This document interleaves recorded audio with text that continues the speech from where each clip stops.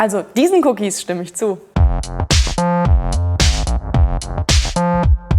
Auf jeder Website musst du sie akzeptieren. Die Cookies. Wie genau funktionieren die überhaupt und können die irgendwie gefährlich werden? Das klären wir heute in den Netzgeschichten. Cookies sind kleine Textdateien auf eurem Computer, die Informationen speichern. Und eingesetzt werden die, um Webseiten weniger vergesslich und auch benutzerfreundlicher zu machen. Wenn du zum Beispiel eine Website besuchst und die Sprache Deutsch wählst, dann hinterlegt die Website auf deinem Computer eine Datei, in der gespeichert ist Sprache Deutsch. Bedeutet, wenn du das nächste Mal auf die Website klickst, dann wird die dir automatisch auf Deutsch angezeigt. Sie speichern beispielsweise auch den Inhalt deines Warenkorbs beim Online-Shopping oder dass du dich auf einer Seite angemeldet hast, sodass du dich nicht jedes Mal neu einloggen musst. Und wenn du ein Formular ausgefüllt hast mit deinem Namen und deiner E-Mail-Adresse, dann können sich Cookies auch diese Informationen merken. Deshalb siehst du beim Surfen auch diese Hinweise.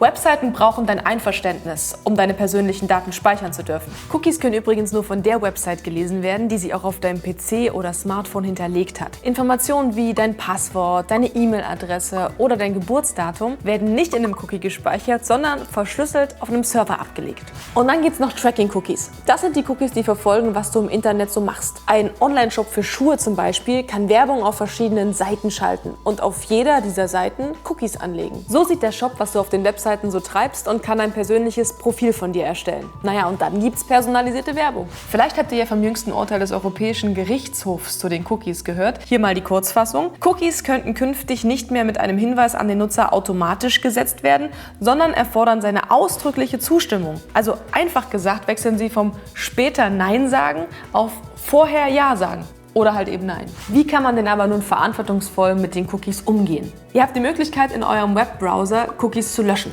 Oder dafür zu sorgen, dass sie nach einer bestimmten Zeit verschwinden, oder ihr lasst halt gar keine zu. Wichtig ist aber auch zu wissen, dass wenn ihr alle Cookies blockiert, natürlich auch die Funktionen bestimmter Webseiten eingeschränkt sind, was wiederum das Surfen erschweren kann. Und die Webseiten sammeln auch Informationen über euch ohne Cookies. Ach ja, wieder ein bisschen sicherer unterwegs im Internet. Zu dem Thema haben wir euch übrigens auch schon das ein oder andere Video gemacht. Könnt zum Beispiel gerne mal hier klicken, da gibt es mehr davon. Ansonsten nicht vergessen, den Kanal zu abonnieren, dann sehen wir uns nächste Woche wieder. Bis dann!